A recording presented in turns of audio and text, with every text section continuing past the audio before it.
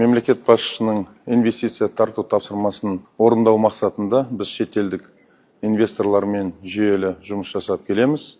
Бүгін Қызылорда облысы үшін маңызды қадам жасалды. Біз әлемдік деңгейдегі Рока Груп компаниясымен бірлесіп санитарлық техникалық бұйымдар өндірісін іске қосу бойынша негіздемелік келісімге қол қойдық. Жоба құны 70 миллион евро.